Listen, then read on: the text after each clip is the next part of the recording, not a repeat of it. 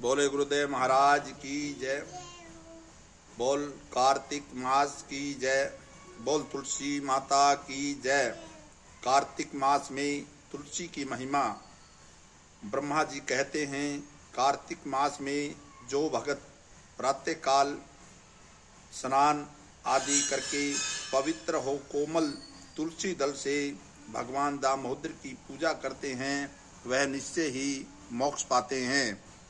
पूर्व काल में भगत विष्णुदास भक्ति पूर्वक तुलसी पूजन से शीघ्र ही भगवान के धाम को चले गए।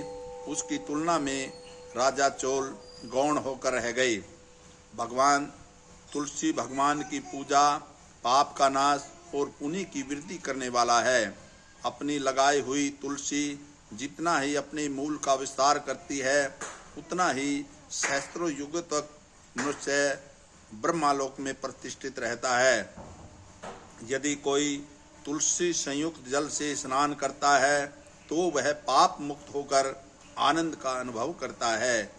जिसके घर में तुलसी का पौधा विराजमान है, उसका घर तीर्थ के समान है। वहाँ यमराज के दूत नहीं आते।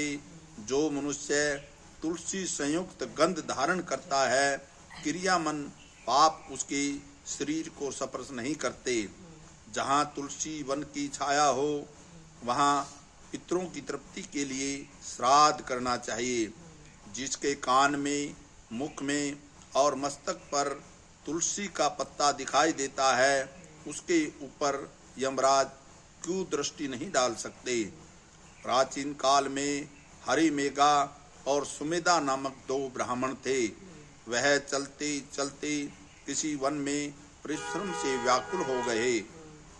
वहां उन्होंने एक स्थान पर तुलसी दल देखा। सुमेधा ने तुलसी का दल देखकर उसकी परिक्रमा की और भक्ति पूर्वक प्रणाम किया। यह देख हरिमेघा ने पूछा, तुमने अन्य सभी देवताओं, तीर्थों, व्रतों को रहते तुलसी दल को प्रणाम क्यों किया। सुमेधा ने बताया कि प्राचीन काल में जब दुर्वासा के शाप से इंद्र का ऐश्वर्य छीन गया, तब देवताओं और असुरों ने मिलकर समुद्र मंथन किया तो धन्वंतरी के रूप में भगवान श्री हरि और दिव्य औषधियों प्रकट हुई। उन दिव्य औषधियों में मंडलाकार तुलसी उत्पन्न हुई, जिसे ब्रह्म आदि देवताओं ने श्री हरि को समर्पित कर दिया और भगवान ने उन्हें ग्रहण कर लिया। भगवान नारायण संसार के रक्षक हैं और तुलसी उनकी प्रतिमा है, इसलिए मैंने उन्हें प्रणाम किया है। सुमेधा जी इस प्रकार कह ही रहे थे कि सूर्य के समान तेजस्वी विशाल विमान उनके निकट उतरा। उनमें दोनों के समक्ष ही वहाँ एक बरगद का वृक्ष गिर पड़ा और उसमें से दो दिव्य पुरुष प्रकट हुए। उन दोनों ने हरिमेघा और सुमेधा को प्रणाम किया। तब दोनों ने उनसे पूछा कि आप कौन हैं। तब उनमें से एक बोला, मेरा नाम आस्तिक है। एक दिन मैं नंदन वन में पर्वत पर कीड़ा करने गया था। वहाँ देवनाओं ने मेरे साथ इच्छा अनुसार विहार किया। इससे उन युवतियों के हार के मोती टूटकर लोमस ऋषि के ऊपर गिर पड़े, जो वहाँ तपस्या कर रहे थे।